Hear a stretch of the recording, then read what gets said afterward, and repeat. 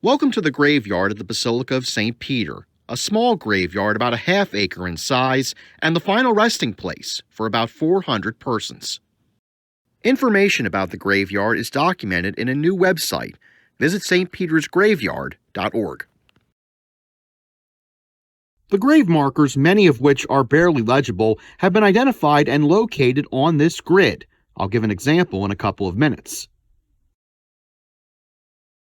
Graveyard, by the way, is the traditional designation for burial places on church property, as opposed to cemetery, which is the traditional designation for burial places not on church property. For example, there are two Catholic cemeteries in Columbia. St. Peter's Cemetery is on Elmwood Avenue in downtown Columbia. St. Patrick's Cemetery is on Mason Road in North Columbia. Both cemeteries are much larger than the Basilica graveyard. This graveyard is about 200 years old.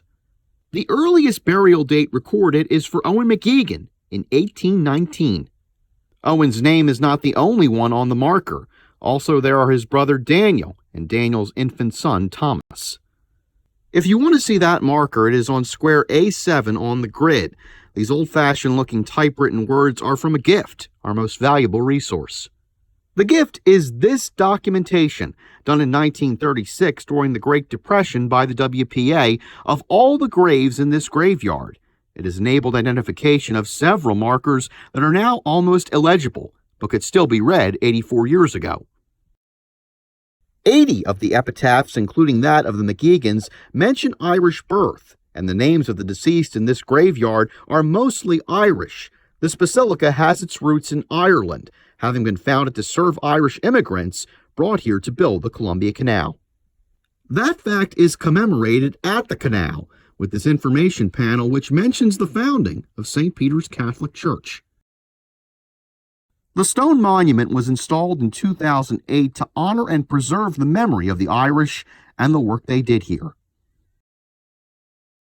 This graveyard teaches us that the life expectancy of these poor early settlers in Columbia was low.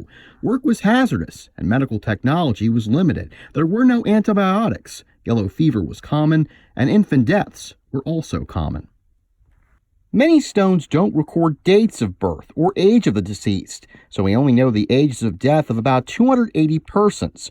Of that 280, 15% died as infants or before reaching age 2. 22% died before reaching age 11, and half died before reaching age 36. Note the heart-rending epitaph on this barely readable marker, available to us only because of the WPA. There was certainly much sadness among the members of St. Peter's due to all the early deaths. Still, there were hardy souls, about 9% making it to age 80 or older, but only one person in this graveyard made it to 100. Hugh McElrone, a native of County Tyrone, Ireland, died in 1901 at age 103. That means he lived in 3 centuries, the 18th, 19th, and 20th. This nice marker was probably added at some time after Mr. McElrone's 1901 death. His death is also recorded on the older obelisk, which includes the names of 8 other family members. They are his wife Sarah, 3 children under 10, and a Civil War fatality in-law, Mr. Ivey.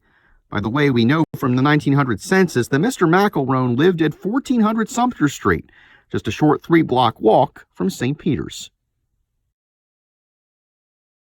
Just a few feet southwest of the McElrone markers is the grave of Major John Rudolph Niernsee, who was born in Vienna, Austria in 1814.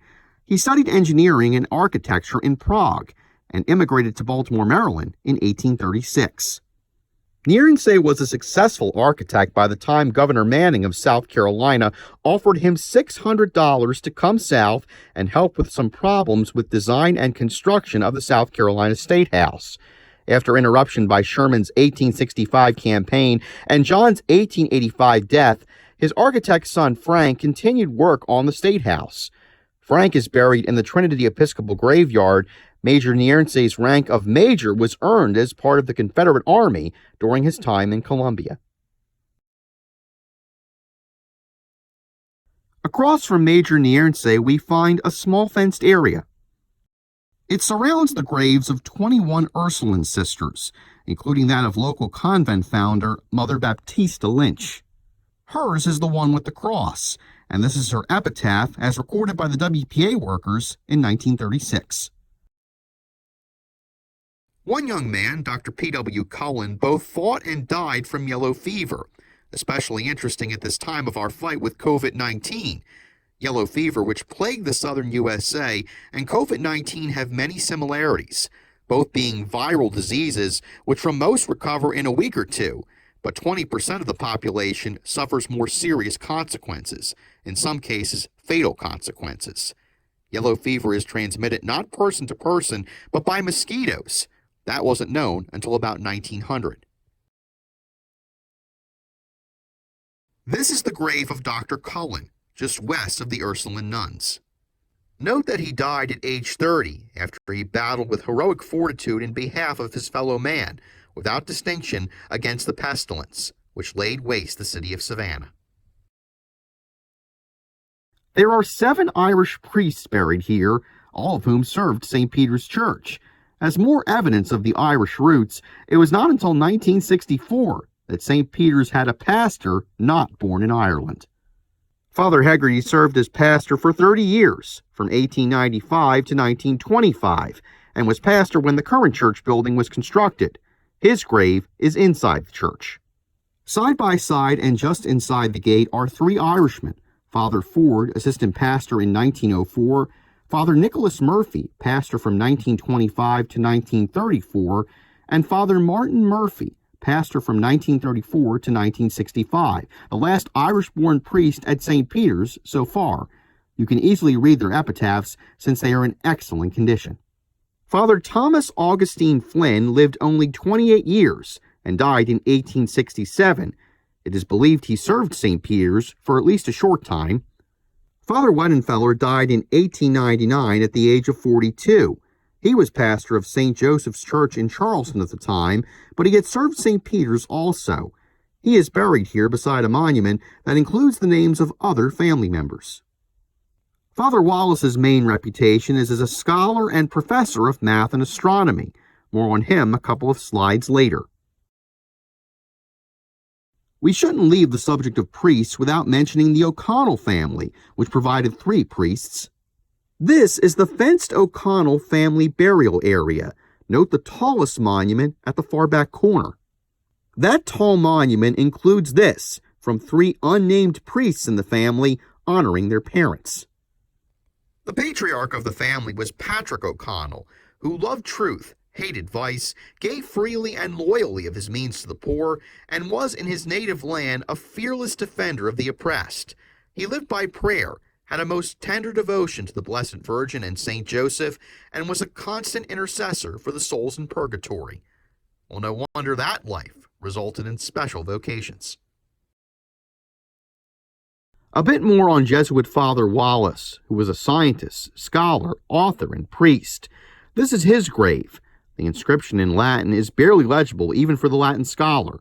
The WPA workers did not try. His book, written over 200 years ago, is still available on Amazon and is considered to be culturally important and part of the knowledge base of civilization as we know it. There is one prominent politician, the Honorable William McKenna. This is his monument, inscribed on 3 sides with much praise. This eastern face contains the basic information, Irish heritage, and dates of birth and death. The other inscriptions explain how he accumulated and distributed his large fortunes for very worthy causes, care of orphans, and how he was able to gain the confidence of his acquaintances and serve several years as a state senator. Again, thanks to the WPA. Also worthy of mention are 4 battlefield fatalities, 3 in the Civil War and 1 in World War I. I.J. Ivey, killed in Petersburg, Virginia in 1864, was a McElrone in-law, and his death is recorded on the McElrone monument we looked at earlier. John Mackenzie McIntosh was killed in France in 1917 at age 22. Oscar J. Reed died at Bentonville, North Carolina in 1865. He was age 24. And Charles E. Flynn was killed at the Battle of Chickamauga in 1863. at the age of 19. This is a special area of the cemetery, now set aside for unmarked burial of ashes. It was once the site of graves of former slaves.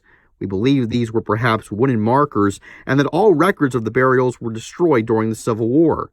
Mother Easter was one name that is remembered, and this special marker was installed in honor of her and the others who were buried here.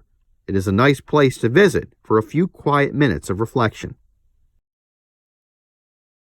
And finally, there is the Columbarium, with room for 96 urns. Some spaces are still available for interested folks. That ends this brief tour and introduction to the graveyard. Please visit and explore the graveyard and the website, which contains all we know about it. Additional information will be added to the website, and you're invited to make suggestions, offer corrections, ask questions, and provide any new information you may have. Thank you for your time.